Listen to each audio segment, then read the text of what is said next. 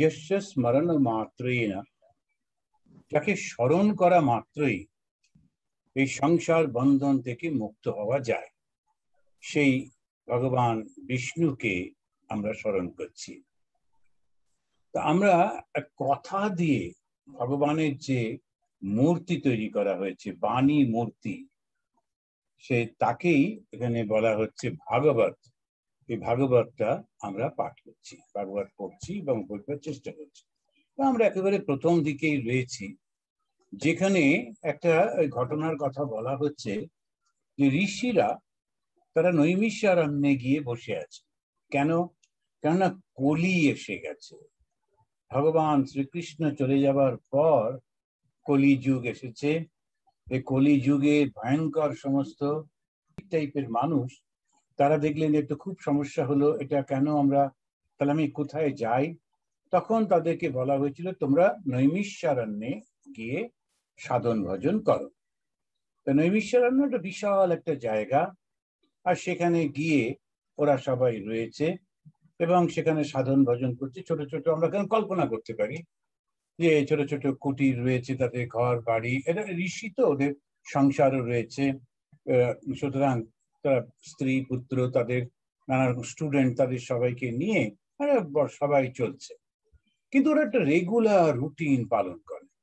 যেমন আমাদের যখনই বলা হয় যে ধর্ম জীবন মানে একটা রুটিনের মধ্যে চলতে থাকে, সেই যবেই জয়েন করেছি রামকৃষ্ণ মিশনে এখন পর্যন্ত সেই একই রুটিন চলছে। সকালবেলায় ওটা, জব করা, ঠাকুরের ওই চলছে, মৃত্যুর আগে পর্যন্ত ওটাই চলে। তা ওইভাবেই ধীরে ধীরে ধীরে ধীরে মনটার পরিবর্তন হয়। এইরকম ইতিমধ্যে আর একটা ঘটনা ঘটে গেল। সেই ঘটনাটি হচ্ছে যে অর্জুনের ছেলের ছেলে, অর্জুনের নাতি, সেই বিখ্যাত রাজা, তিনি একটা ভুল করে ফেললেন। তারপরে তাকে অভিশাপ দিল, সে অভিশাপের জন্য তার মৃত্যু হবে। তিনি মৃত্যু ভয়ে ভীত নন। তো তিনি ওখানে নদীর ধারেতে একটা কুটির তৈরি করে মৃত্যুর জন্য অপেক্ষা করছেন।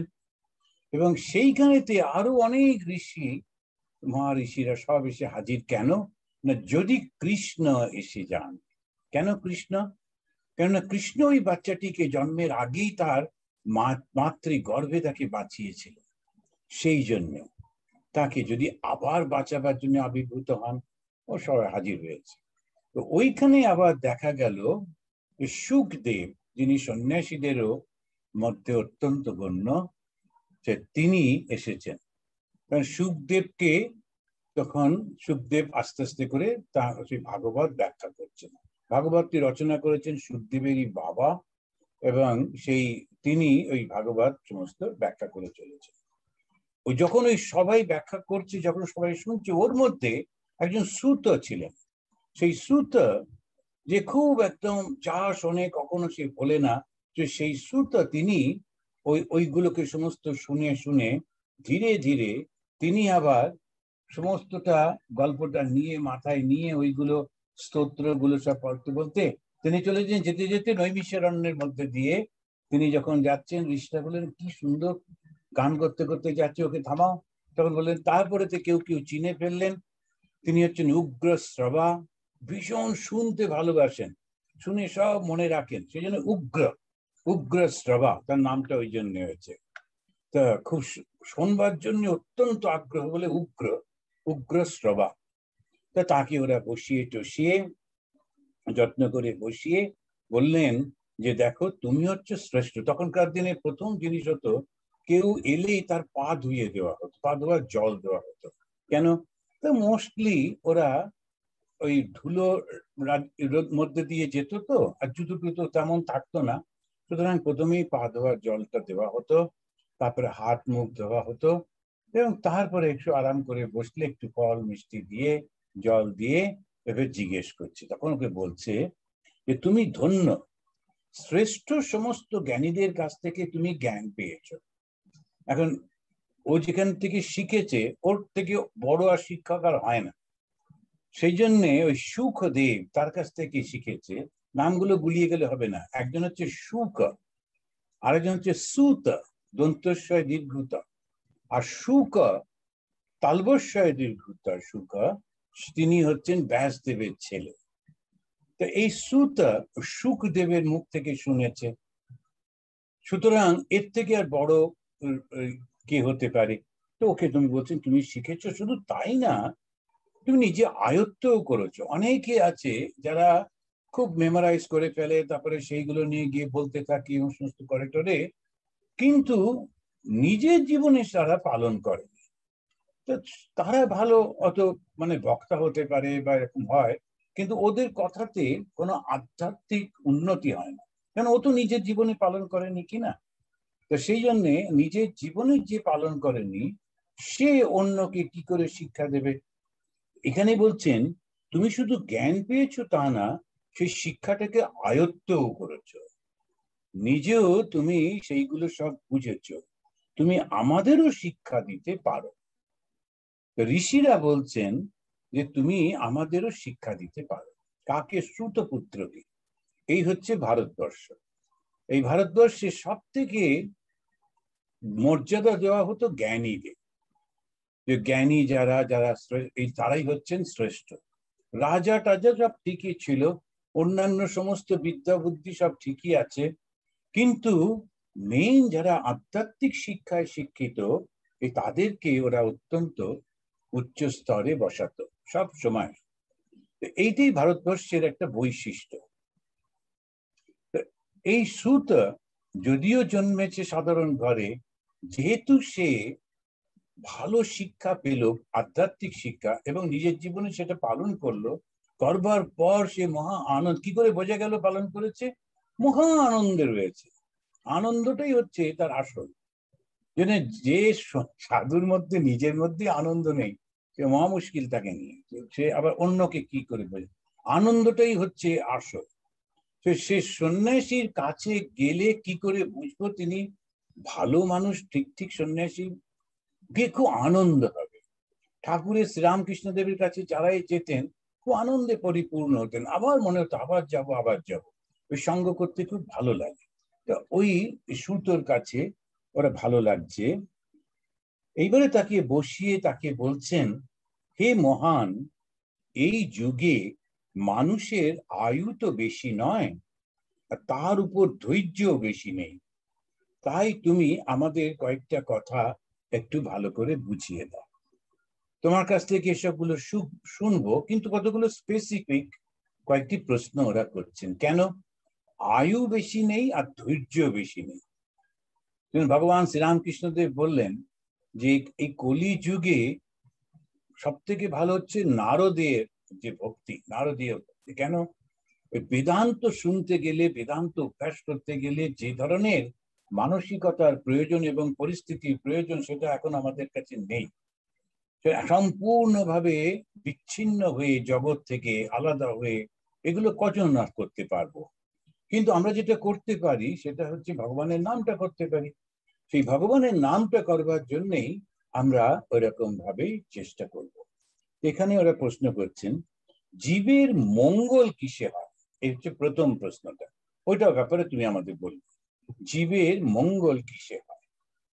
তারপরে বললেন বিভিন্ন শাস্ত্র নানান সারগর্ভ কথা বলেছে, কিন্তু এই উপদেশগুলি এমন ভাবে তুমি আমাদের দাও যাতে সহজেই মানুষের মন শুদ্ধ হয়। এত উপদেশ আছে, আর বিশেষ করে হিন্দু ধর্মের শাস্ত্রের শেষ নেই। অন্যান্য ধর্মের সুবিধা হচ্ছে একটাই বই আছে, ওটাই নিয়েই পড়লাম, আচ্ছা হলো। আমাদের তো শাস্ত্রের শেষ নেই, ইতিহাসই কতগুলো। এর আগে একটা লিস্ট লিখছিলাম আপনাদের, বিরাট ইতিহাসেরই লিস্ট, কতগুলো ইতিহাস, তারপরে 18টা পুরাণ, তারপরে প্রায় 100টার উপরে হচ্ছে উপনিষদ। তো সেটা শঙ্করাচার্য ছোট মোটো করে উনি 11টা করে দিয়েছেন। তারপরে ভগবদ গীতা, আর এই সমস্ত করে করে এত, এর পরেও আবার অন্যান্য মহাপুরুষদের বাণী যেগুলো সব কালেকশন করা হয়েছে সেগুলো রয়েছে। এই সমস্ত গুলো নিয়ে এত শাস্ত্র আমরা পড়বো কখন? পড়ে তার থেকে আমার পক্ষে কোনটা ভালো সেটাও বা বুঝবো কখন? তাই তুমি আমাদের ঠিক করে দাও যাতে সহজেই সারণ সমৃদ্ধতে ব্রূহি ভূতানাম येनात्मा সুপ্রসীদতি। এটা হচ্ছে প্রথম স্কন্ধে ফার্স্ট চ্যাপ্টারে 11 নম্বর শ্লোকে। আমি একটা লাইন তুললাম, প্রত্যেকটা শ্লোক বলে বলে গেলে শেষ করাই মুশকিল হবে, সেই জন্য এই অল্প অল্প করে করে বলছি।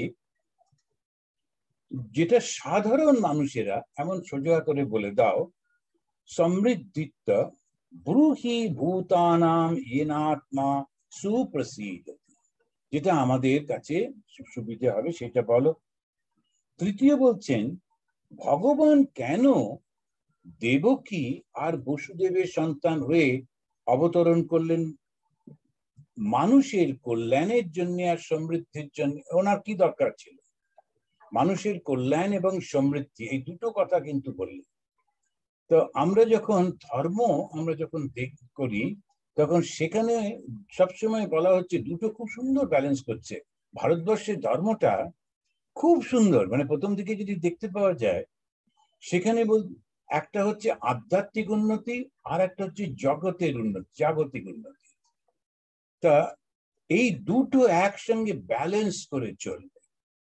এক ধরনের লোক, তারা ওই আধ্যাত্মিক উন্নতির দিকেই যাবে, তাদের মানসিকতাটাই ওই রকম, এবং তাদেরকেই বলা হবে যে সন্ন্যাসী, ঋষি, মুনি, তারা ওই স্পিরিচুয়াল দিকটা দেখবে।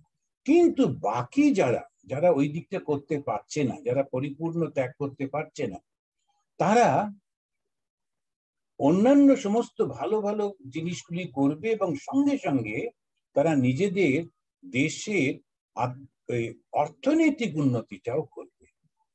জন্য এই দুটোকে ব্যালেন্স করে বৈশাসিক ধর্ম বলছে, ধর্মটা কি, যারা যেটা পালন করলে এই দুটোই একসঙ্গে। তো ভারতবর্ষ সবসময় সেইভাবে করে, যার জন্যে ভারতে একদিকে যেমন আধ্যাত্মিক উন্নতি হয়েছিল, বিরাট বিরাট ঋষি মুনি, অন্যদিকে ভারতবর্ষের সম্পদ এত প্রবল ছিল যে সমস্ত পৃথিবী ভারতবর্ষে আসার জন্য তারা পাগল হয়ে গিয়েছিল। তো এই দুটো সমানভাবে সমান লেভেলে চলছিল। তখন উনি বললেন যে তুমি এমন ভাবে আমাদেরকে বলো যে ভগবান তিনি কেন দেবকী পুত্র হয়ে, বসুদেব এবং দেবকী পুত্র হয়ে এলেন, এবং মানুষের মঙ্গলের জন্য আর সমৃদ্ধির জন্য। কেউ কেউ ব্যাখ্যা করেন সমৃদ্ধি মানে আধ্যাত্মিক উন্নতি, শুধু আধ্যাত্মিক না, জাগতিক উন্নতিও। জাগতিক উন্নতিটাও খুব প্রয়োজন। ঠাকুর শ্রীরামকৃষ্ণদেব যেমন বললেন, খালি পেটে ধর্ম হয় না। এখন সব ভিখারির দল বসে বসে গান করছে, ওই ধর্ম নিয়ে করবোটা কি? কেউ ওই ধর্মটাকে ভালো লাগবে না। সেই জন্যে ধর্মটা এমন হতে হবে যাতে এই দুটোকেই খুব ব্যালেন্স করে। তুমি সেইটা বল, यस्य अवतार भूतानाम क्षेमाय च भवाय च। 13 নম্বর শ্লোকে বলছেন, यस्य अवतार भूतानाम क्षेमाय च भवाय च। সে বিষয়ে একটু তুমি আমাদের কাছে বর্ণনা করো, যে ভগবানের যে লীলা, ঋষিরা ভগবানের নামের ও লীলার উপকারিতা জানেন, তাই বলছেন যে তিনি অবতার। অবতারটাকে অবতার বলতে গিয়ে তার বলছেন যে অপ্রপঞ্চাৎ প্রপঞ্চে অবতরণম। অপ্রপঞ্চ, যেটা ব্যক্ত ছিল না সেইটা ব্যক্ত হলো।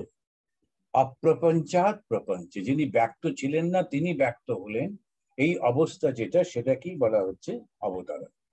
আমাদের যে জন্ম আর ভগবান তিনি এসে যে জন্ম ধারণ করলেন, এই দুটোর মধ্যে একটু পার্থক্য হচ্ছে। আমাদের সেই জন্মটা কিরকম? আমাদের জন্মটা কর্মের জন্য হচ্ছে, আমরা বাধ্য হয়ে জন্মগ্রহণ করছি। আর ভগবান যে জন্মগ্রহণ করছেন, তিনি ইচ্ছা করে জন্মগ্রহণ করছেন, সেই জন্য তিনি অবতরণ করছেন। এর পরে পরে আমরা আরো দেখব। তারপরেই বলছেন 14 নম্বর শ্লোকে গিয়ে বলছেন, আপন্ন সংস্কৃতিম ঘোরাম জন্নাম বিবশ গৃণান। ভয়ঙ্কর সংসারে এ পতিত মানুষ যদি ভুল করেও ভগবানের নাম উচ্চারণ করে, তাহলেও মুক্ত হয়ে যাবে। সেই জন্য ভগবানের এমন একটা কথা তুমি বলে দাও যে এই ভগবানের শুধু নামটা করলেই সে মুক্ত হয়ে যাবে।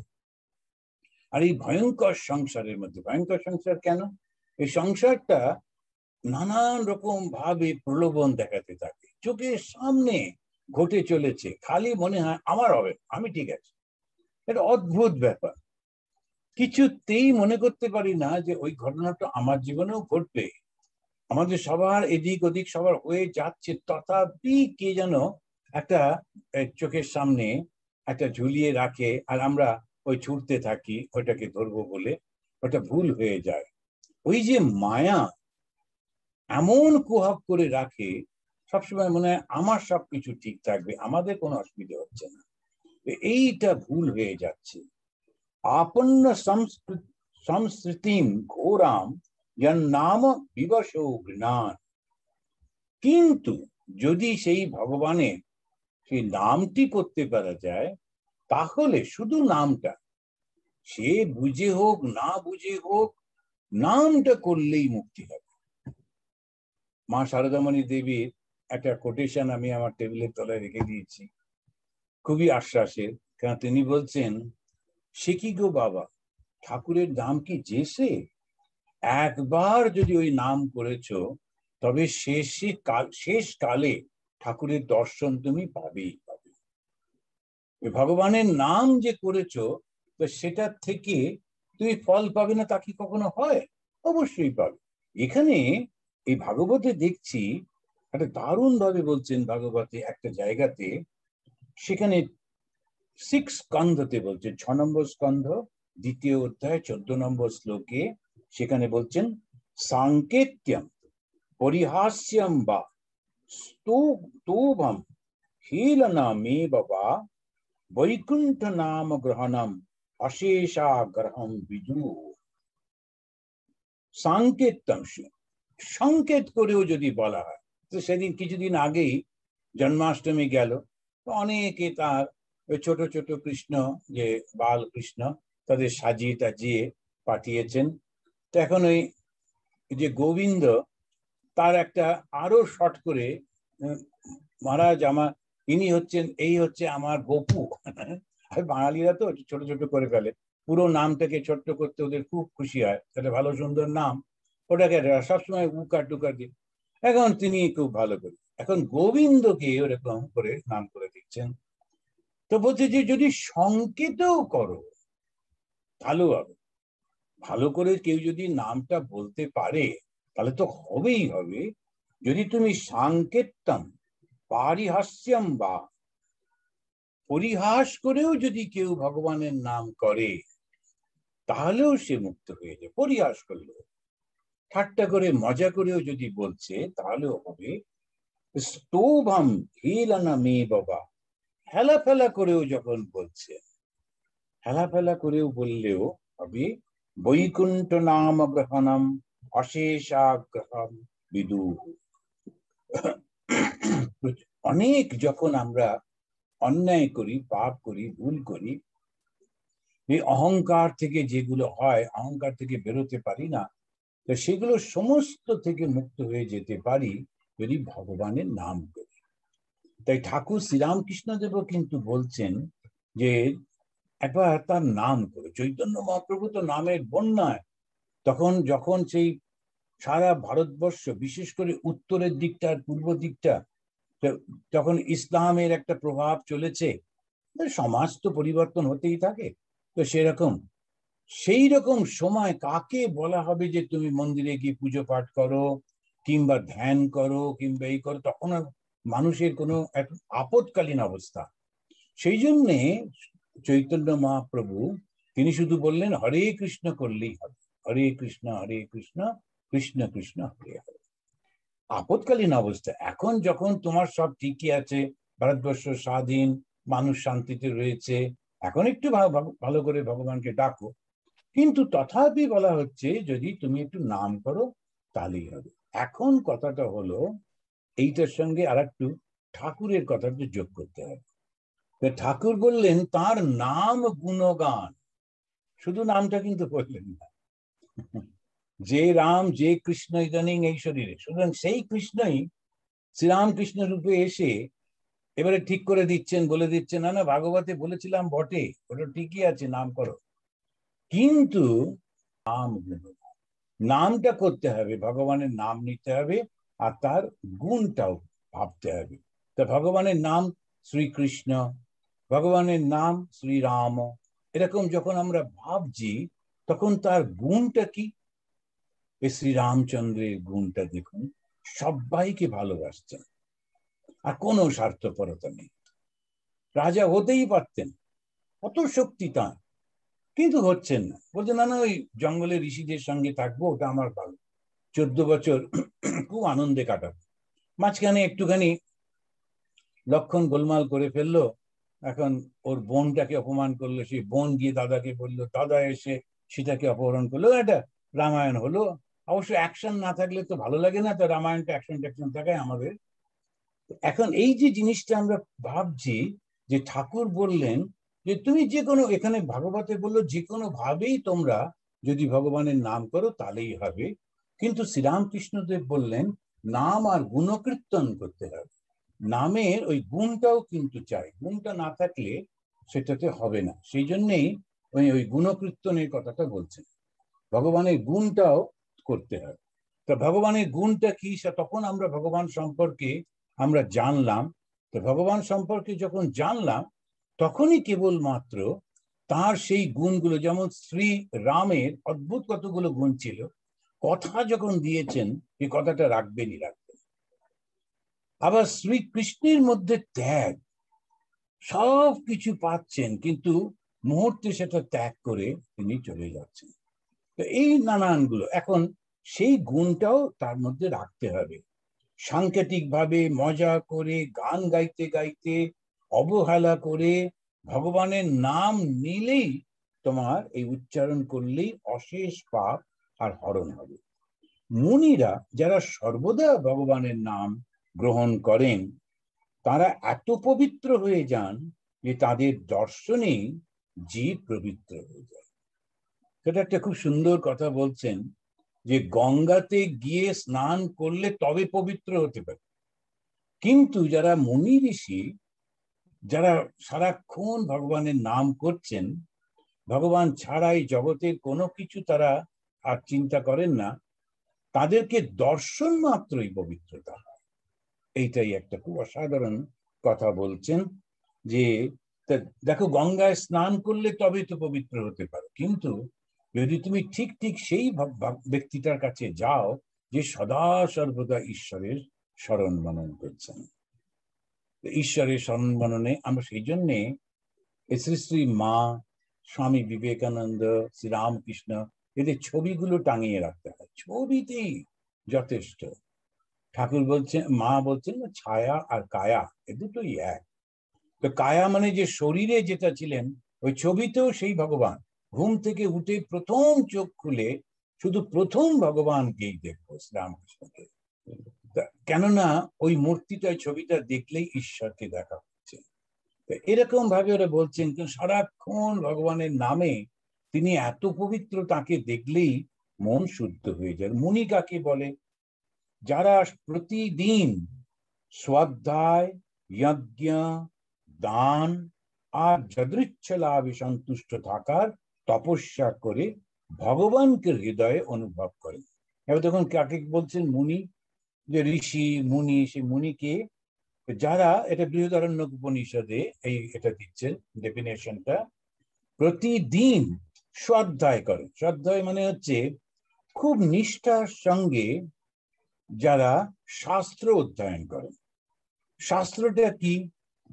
যে যারা ঈশ্বরকে লাভ করেছেন তাদের কথাটাই হচ্ছে শাস্ত্র। সেই যখন ঈশ্বর লাভ যারা করেনি, এত কিছু আছে এমন সমস্ত একটা বেস্ট সেলার বই লিখে ফেলেন, কিন্তু ঈশ্বরের দ্বারের কাছে জানি, কিন্তু ভাষাটার উপর কন্ট্রোল আছে।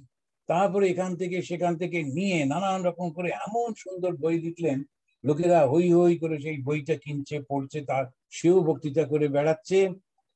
আর যারা শুনছে বা পড়ছে, কতটুকু উন্নতি হবে জানা নেই আমার। কিন্তু যেখানে এখানে যেটা বলছেন সেটা খুব পরিষ্কার, যে যারা সারা জীবন ওই ঈশ্বরকে স্মরণ করে চলেছে, তাদেরকে দর্শন করলেই হবে। কিভাবে তারা করেন? শ্রদ্ধায় করেন।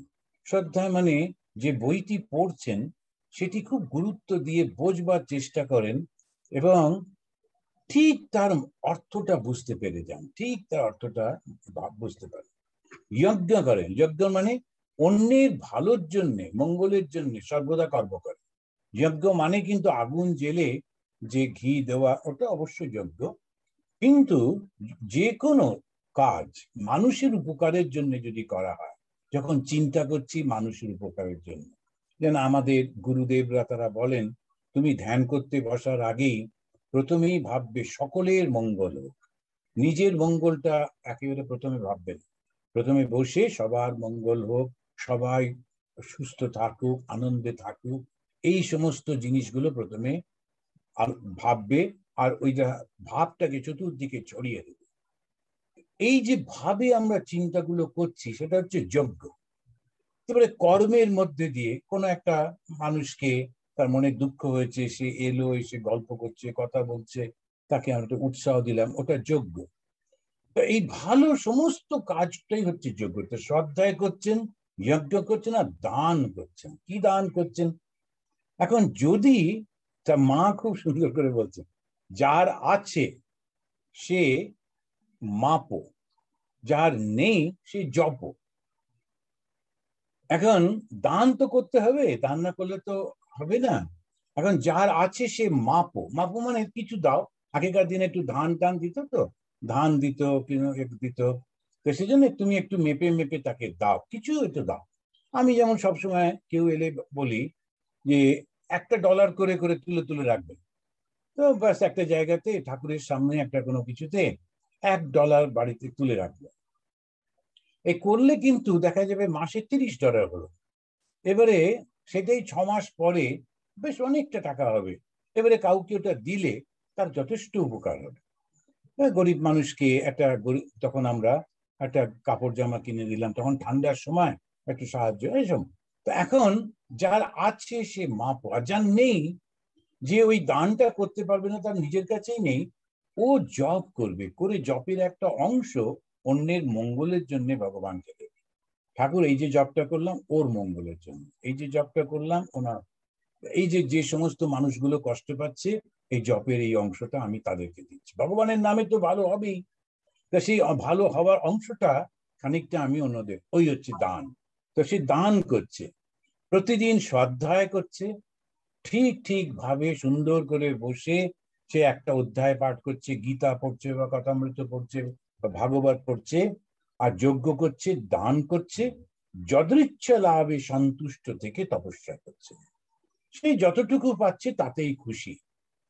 কতজন কত রকম পায়, প্রত্যেক প্রফেশনের মধ্যে একটা সব সময় ভালো মন্দ থাকে, কম্পিটিশন থাকে, এরকম থাকে। ডাক্তার হোক, ইঞ্জিনিয়ার হোক, গায়ক হোক, তারপরে সেই ছবি আঁকা হোক, প্রফেসর হোক, রাইটার হোক, সবসময় থাকে।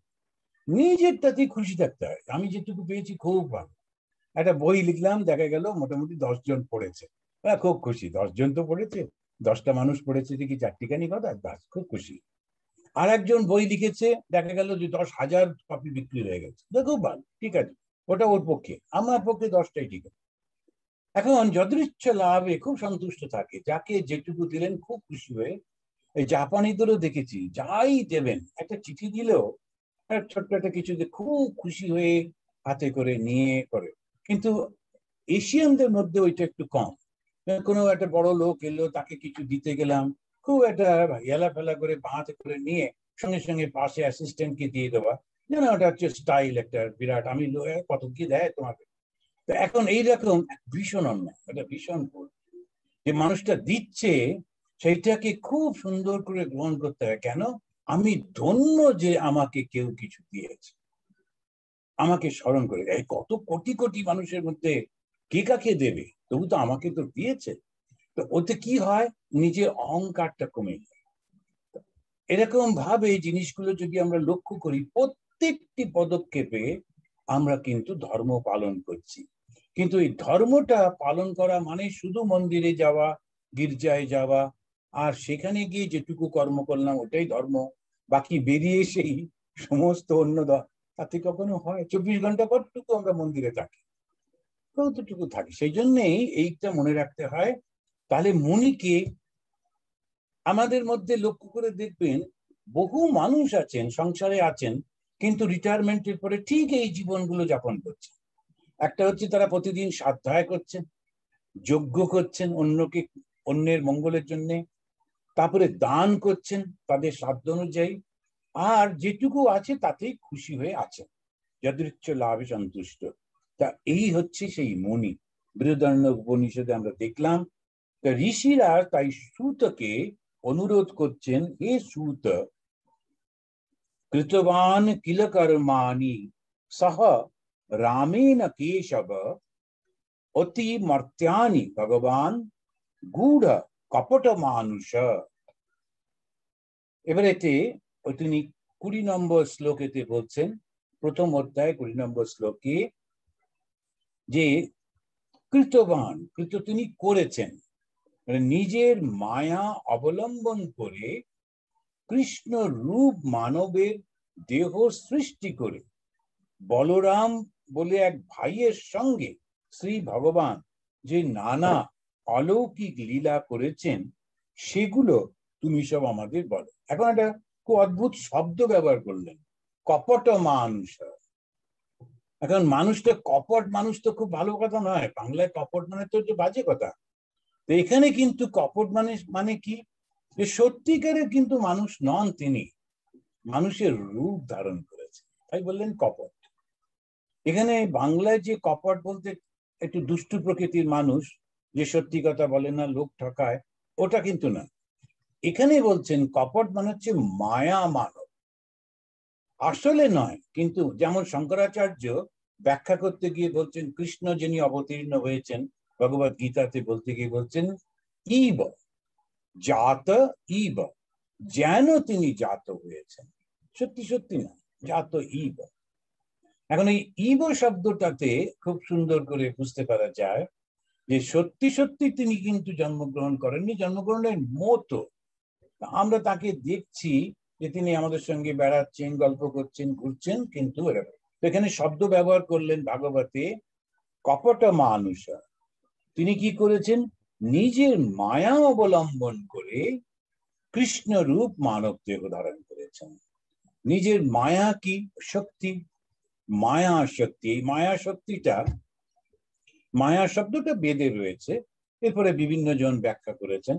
তো এই মায়া শব্দটা মানে হচ্ছে একটা ভগবানের শক্তি, যেটা দিয়ে যেটা সত্যি না সেটাকে সত্যির মতো মনে করে, ওটা হচ্ছে মায়া। যেটা সত্যি না কিন্তু আমরা মনে করছি ওটাই সত্যি, ভীষণ একেবারে এমন ভাবে ভুলিয়ে দেয় যে আমরা ধারণাই করতে পারি না, এইটাই তিনি করছেন। আবার শুধু তাই না, তিনি কি করেছেন, রামেনা সহ, রামেনা সহ মানে বলরাম, তা কৃষ্ণের বড় ভাই হচ্ছে বলরাম। কৃষ্ণ অষ্টম গর্ভের ছেলে, সপ্তম গর্ভতে তখন সেই রোহিণীর গর্ভেতে প্রতিষ্ঠা করা হয়েছিল, এবং রোহিণী তিনি আর এক যে সন্তানের জন্ম দিয়েছিলেন সেই হচ্ছেন বলরাম। তারা দুজনে খুব, বলরাম প্রচন্ড শক্তিশালী ছিলেন, আর এই কৃষ্ণের সঙ্গে ওর খুব ভাব ছিল, এই দুই ভাই একসঙ্গে থাকতেন। তা বলরামের সঙ্গে কৃষ্ণ, তারা এই ভাবটা কেন এই অলৌকিক লীলা করেছেন। তো 4 নম্বর প্রশ্নটা হচ্ছে, তুমি আমাকে সেইটি বলো। আর 5 নম্বরে তিনি প্রশ্নটি করছেন, তিনি কোন অবতারে কি ধরনের লীলা করেছেন, এইটা তোমরা আমাকে তো বুঝিয়ে দিও। এইটা একটা বিরাট বড়, সেই পরবর্তীকালে যখন আমরা পড়বো তখন দেখবো যে প্রত্যেকটা যুগে তিনি অবতরণ করছেন, সে একই শক্তি বিভিন্ন সময় প্রকাশিত হচ্ছেন বিভিন্ন ইয়েকে। আরেকটি প্রশ্ন ঋষিরা উগ্রশ্রবা সূতকে করছেন, সেটা খুব একটা অদ্ভুত প্রশ্ন, ধর্ম এখন কোথায় আছে। এখন কৃষ্ণ যেহেতু চলে যাচ্ছেন, তাহলে এখন ধর্মটা কোথায় থাকবে। অর্থাৎ যে যে কৃষ্ণ তিনি যেটা করতেন ওটাই ধর্ম ছিল। কৃষ্ণস্থ ভগবান স্বয়ং এবারে কৃষ্ণ যা করছেন সেটি হচ্ছে ধর্ম। এখন কৃষ্ণ তো থাকছেন না, তিনি তো চলে গেছেন, তখন এই ধর্ম এখন তাহলে কোথায় থাকবে? এই প্রশ্নটার উত্তর আমরা একেবারে শেষের দিকে গিয়ে শুনবো। এই প্রশ্নটি করলেন ব্রূহি যোগেশ্বরে কৃষ্ণে ব্রহ্মণে ধর্ম কর্মণি স্বাম কাষ্ঠাম অধুনা উপেতে ধর্ম কা শরণাম গতঃ। ধর্ম এখন কার শরণাগত হয়েছে? সদ্বুদ্ধিমান মানুষের রক্ষাকর্তা, সেটা হচ্ছে ব্রাহ্মণে। তা ব্রাহ্মণে মানে শুধু ব্রাহ্মণদের রক্ষা করতে হবে, গো ব্রাহ্মণ, শুধু গরুদের রক্ষা করছে আর ব্রাহ্মণগুলো খুব খুশি, বাকিদের যা হচ্ছে হোক, সেরকম কিন্তু না। এখানে এখানে ব্রাহ্মণে মনে হচ্ছে যারা বুদ্ধিমান মানুষ। সমাজে বুদ্ধিমান মানুষ না থাকলে সে সমস্ত করবেটা কি?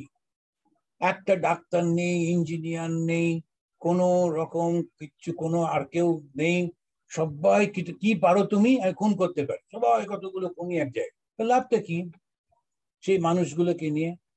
তো সেই জন্যে এরকম বলছেন ব্রাহ্মণে। ব্রাহ্মণে যারা খুব বুদ্ধিমান ব্যক্তি।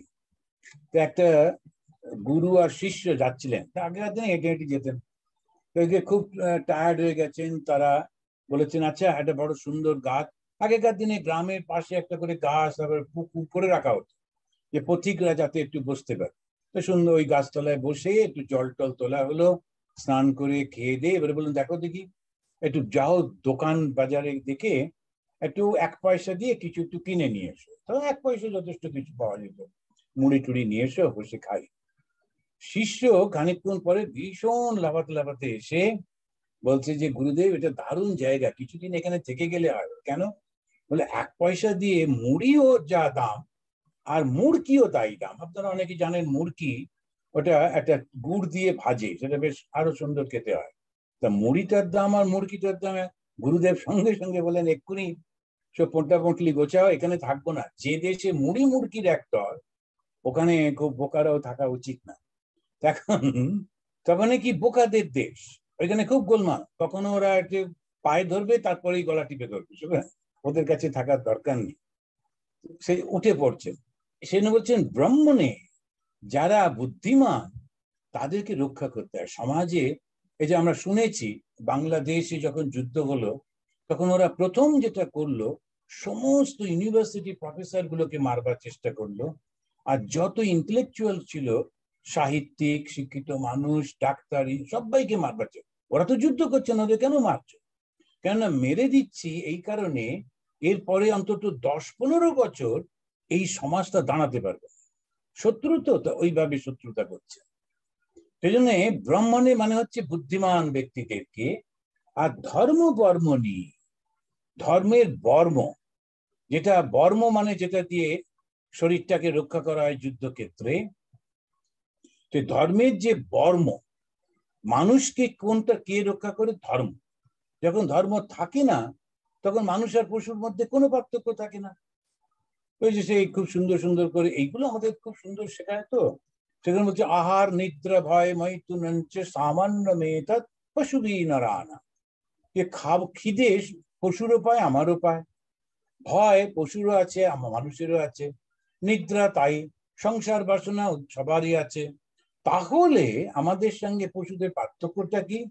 ওই শেষে গিয়ে বলছেন ধর্মে না হীনা পশুবি সমান। মানুষের যদি ধর্মটা না থাকলো, তাহলে পশুর মতো হয়ে গেল। ধর্মটা কি? ধর্ম হচ্ছে নিজের প্রতিজ্ঞা রক্ষা করার মানসিক শক্তি। প্রতিজ্ঞা যখন করেছি, শেষ মুহূর্ত পর্যন্ত সেই প্রতিজ্ঞাটা রক্ষা করব। তা প্রতিজ্ঞা রক্ষা করার যে মানসিক শক্তি, সেটাই হচ্ছে ধর্ম।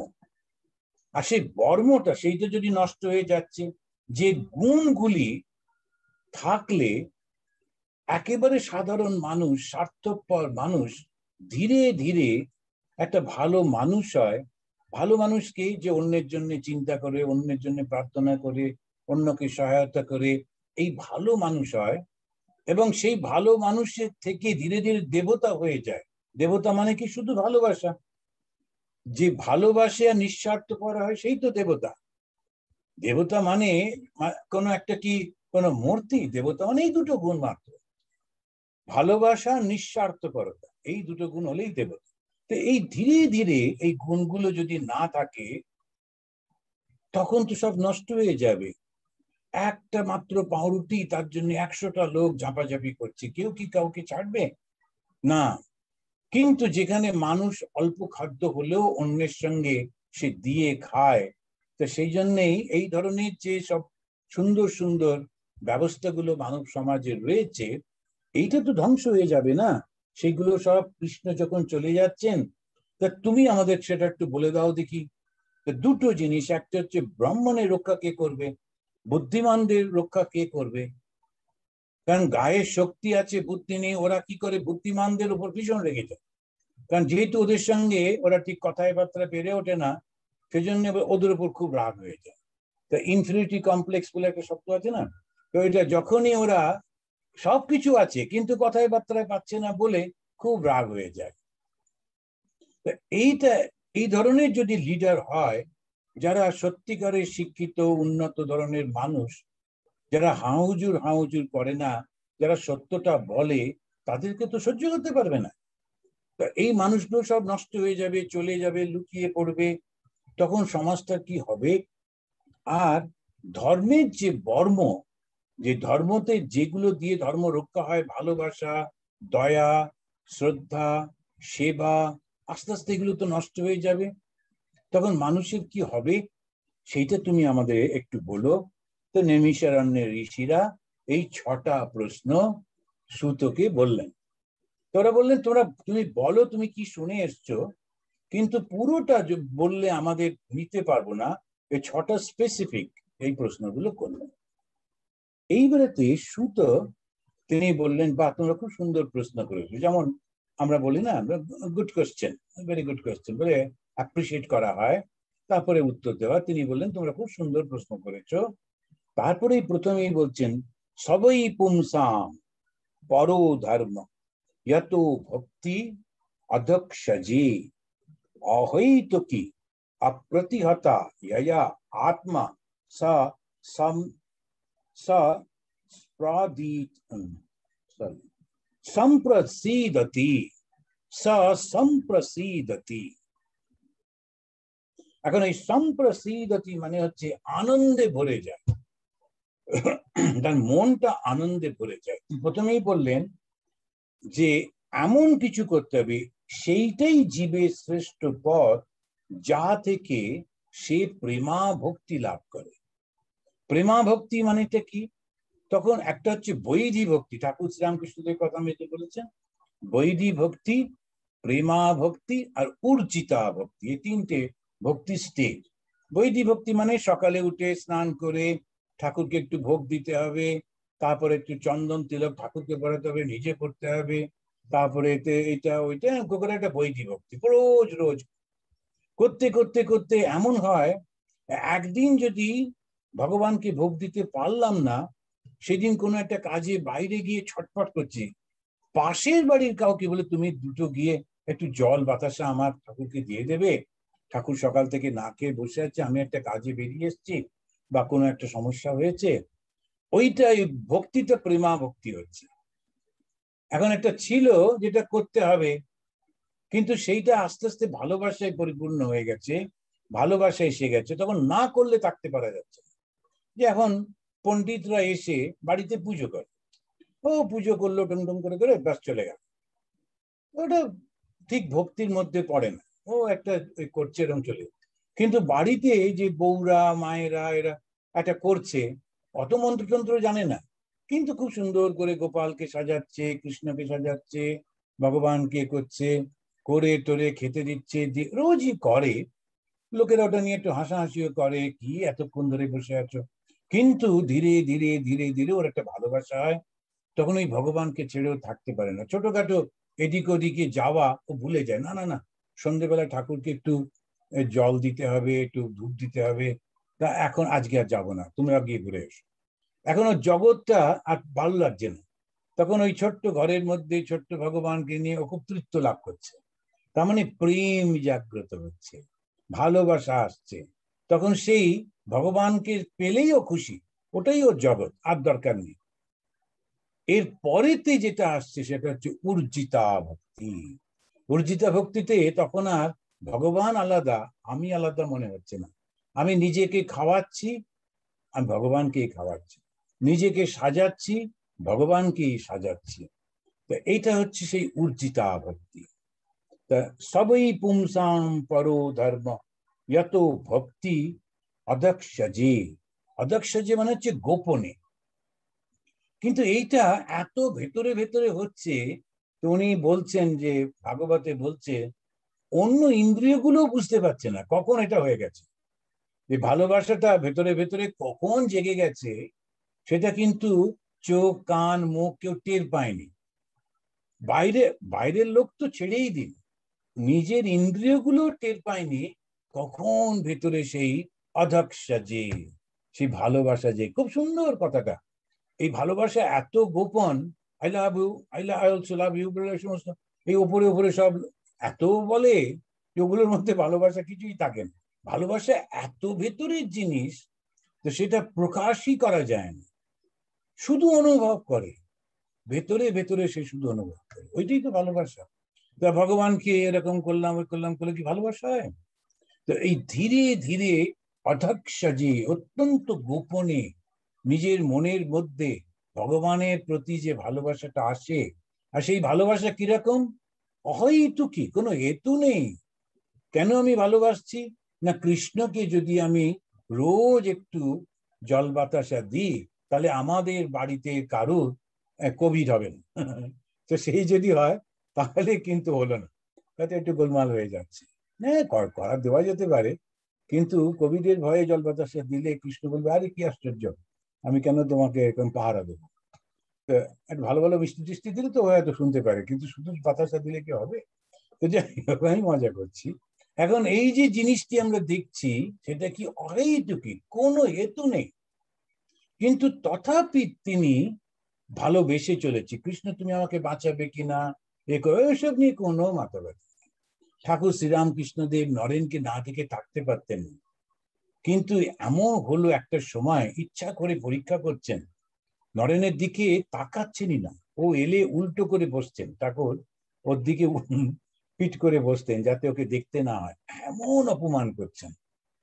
কিন্তু আসে, এসে বসে থাকে, মাঝে মাঝে টায়ার্ড হয়ে ফ্লোরে এমনি করে শুয়ে পড়লো, করে থাকে, বসে থাকে। তারপরে অনেক দিন পরে ঠাকুর বলছেন আরে আমি তো তোকে দেখি না, তোর সঙ্গে কথা বলি না, তোকে কিছু দিই না, তবু আসিস কেন?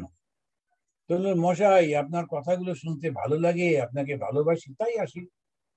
আপনি আমাকে ভালোবাসেন কিনা সেটা নিয়ে দরকার নেই, আমার দিকে অ্যাটেনশন দেন কিনা ওটাও আমার প্রয়োজন নেই, কিন্তু আমি আপনাকে ভালোবাসি, আপনার কথা শুনতে ভালো লাগে। এইটাই হচ্ছে ঠিক ঠিক ভাবে অহৈতুকী ভক্তি। আর অপ্রতিঘাতা, এমন ভক্তিও কিছুতে আটকানো যাবে না, একবারে অপ্রতিহত গতিতে চলেছে।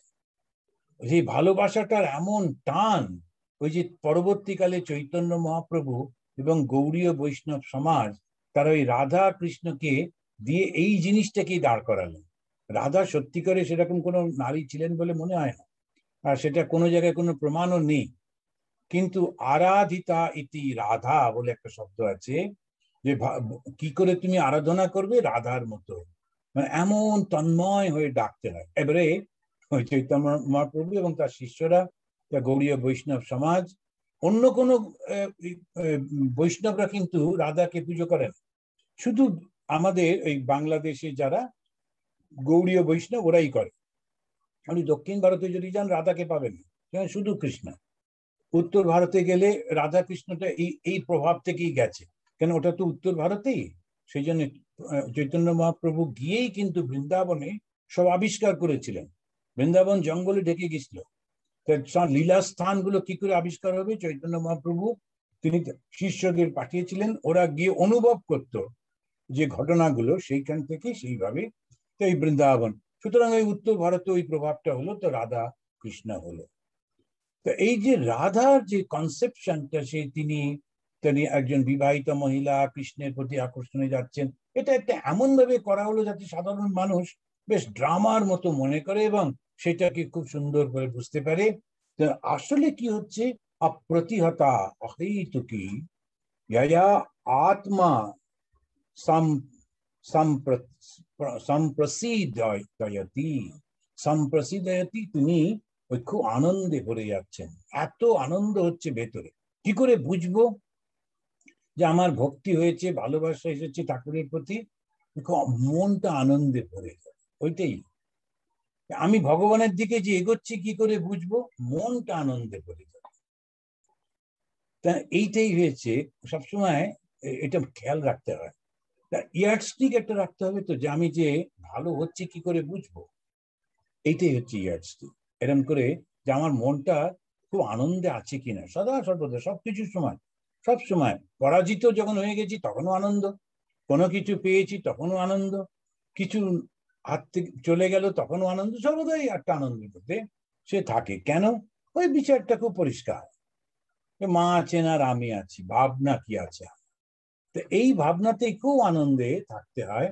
তো সেটাতেই উনি বলছেন শান্তি আনন্দটাই হচ্ছে প্রত্যেকটা জীবের লক্ষ্য।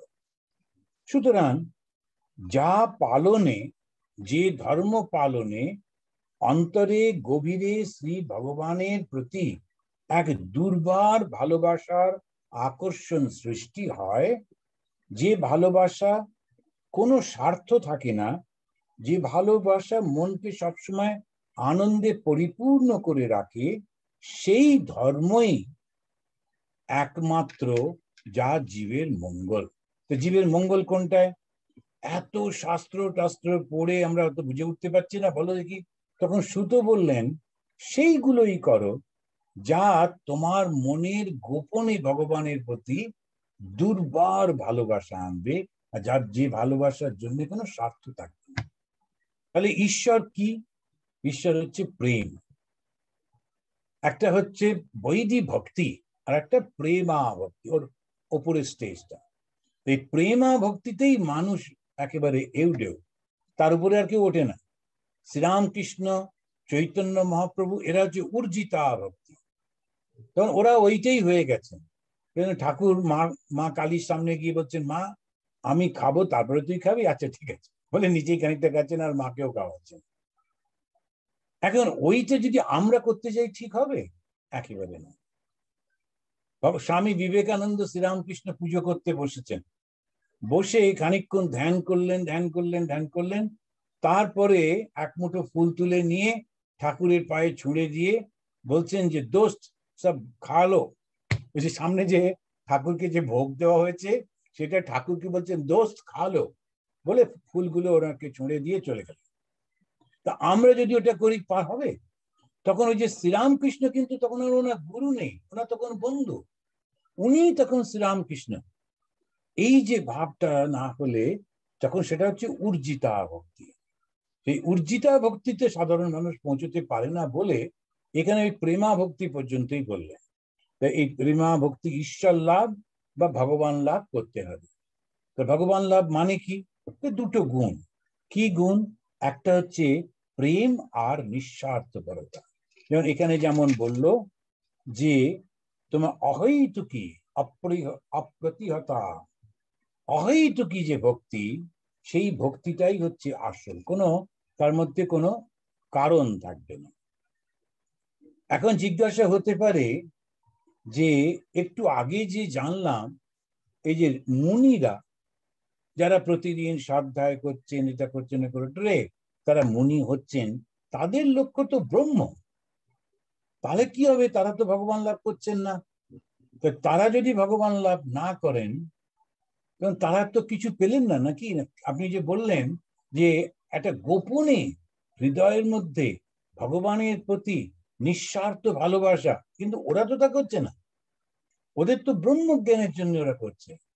তাহলে ওরা কি আলাদা ধরনের লোক? এরপরেই ভাগবত, আমি অনেকগুলো শ্লোক ছেড়ে দিচ্ছি কেননা ওগুলো ব্যাখ্যা করতে করতে যাচ্ছে। অসাধারণ একটা শ্লোকে বলছেন, এটা 2য় অধ্যায়ের 11 নম্বর শ্লোকে বলছেন, বদন্তি তত্ত্ববিদ ইয়ৎ তত্ত্বম ইয়ৎ জ্ঞানম অদ্বয় ব্রহ্মেতি পরমাত্মেতি ভগবান ইতি শব্দতে। এই হচ্ছে হিন্দু ধর্ম। শুধু শুধু আমরা ঝগড়া করি, কিন্তু এখানে খুব পরিষ্কার করে ভাগবতে বলে দিচ্ছেন, বদন্তি তত্ত্ববিদ, যারা তত্ত্বজ্ঞানী, যারা সত্য লাভ করেছেন, যারা জেনেছেন, এককে জেনেছেন, তারা কি বলছেন? সে তত্ত্ব বস্তু মানে যেটাকে জানতে হবে। তত্ত্ব কথা তাই শুধাবি, যে গান আছে না, যে তত্ত্ব মানে কি? যা থেকে সবকিছু সৃষ্টি হয়েছে, যার মধ্যে সবকিছু আবার চলে যাবে, সেটাই হচ্ছে তত্ত্ব। এই শব্দটা ব্যবহার করা হয়, তত্ত্ব। এই তত্ত্বটা বলছেন তত্ত্ব চিহ্ন, সেটাতে যিনি সচ্চিদ আনন্দ এবং অদ্বিতীয়। এক বললেন না, বললেন দুই নয়। যদি দুই না হয়ে থাকে তাহলে কি?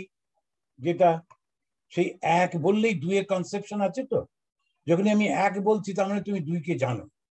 কোনো লোক যদি বলে ভগবান নেই, তখন একজন সাধু ওর বক্তৃতার মধ্যে হজর একজন উঠে এরকম বলেছে, এই বোম্বেতে। তখন উনি বললেন যে स्वामी जी, ईश्वर ईश्वर कुछ नहीं है, भगवान कुछ नहीं है, क्या क्या बातें करते हैं आप বক্তৃতার মধ্যে। আমরা তো খুব ঘাবড়ে গেলাম, কি হবে। মহারাজ খুব ভক্তি করে ওকে প্রণাম করে স্টেজ থেকেই খুব ভক্তি করে প্রণাম করে বলছেন, বাবা একটু উপরে এসে একটু তোমার পা ছুঁয়ে প্রণাম করি, তুমিই তো ভগবানকে জেনেছো। তো বলছেন, তখন ও বলছেন, না না আমি সে কথা বলিনি, আমি বলছি ভগবান নেই। বলছি তাই তো, এই যে জায়গায় সবাই বসে আছে এর মধ্যে মানুষই আছে, পশু পাখি নেই, এটা আমরা বলতে পারি কেন? না, পশু পাখি সম্পর্কে আমাদের ধারণা আছে এবং নিশ্চিন্ত হয়ে বলতে পারি এখানে পশু পাখি কিছু নেই। তো যখন তুমি বলছো ভগবান নেই, তার মানে ভগবান সম্পর্কে তোমার পুরো ধারণা আছে, ভগবান কে, কিরকম। এইখানে ভগবান নেই, এত বড় কথা একটা তুমি যে বললে, নিশ্চয়ই তোমার ধারণা আছে। তাহলে ভগবানকে জেনেছো, যে ভগবানকে জানে সে তো ভগবান হয়ে যায়। এসো তোমাকে একটু প্রণাম করি। সে তখন পালাতে পারলে বাঁচে। এখন এই যে যুক্তি দিয়ে ভগবান নেই যে প্রং করে বলছো, তুমি কি ভগবান সম্পর্কে জানো? তো ভগবান কি? বলে এইটা। বলছে সে যদি হলো, তাহলে ব্রহ্মটা কি হবে? ওই যে বললো ব্রহ্ম, এই যে বলছে পরমাত্মা, তখন ভাগবতেই এটা সুন্দর করে বলছেন, ওই যে তত্ত্বটা, যারা তত্ত্ববিদ, যারা তত্ত্বটাকে জেনেছেন, তারা কি বলছেন? সচ্চিদ আনন্দ অদ্বিতীয় যে সেই তত্ত্ব, তাকেই ব্রহ্মেতি পরমাত্মেতি ভগবান ইতি শব্দতে, এই শব্দ দিয়ে দিয়ে তারা ব্যাখ্যা করছেন। কে কে? না, যারা তত্ত্ববিদ তারা সচ্চিদ আনন্দ এই তত্ত্ব বস্তুকে, জ্ঞানীরা বলছেন ব্রহ্ম, যোগীরা বলছেন পরমাত্মা, আর ভক্তরা বলছেন ভগবান। তো ঠাকুর শ্রীরামকৃষ্ণদেব বলছেন, তোমরা যাকে ব্রহ্ম বলো, আমি তাকে মা কালী বলি। কিরকম? ব্রহ্ম যে সচ্চিদ আনন্দের স্বরূপ, মা কালীও তাই। তো আজকে এই পর্যন্তই থামবো। ভেবেছিলাম আর একটু এই অধ্যায়টা শেষ করব, সামনের দিনে আবার আমরা এই অধ্যায়টি শেষ করব, কারণ আমাদের সময় হয়ে গেল। আমরা 3বার শান্তি শান্তি বলে তারপরে শেষ করছি। ওম শান্তি শান্তি, হরি ওম তৎসৎ।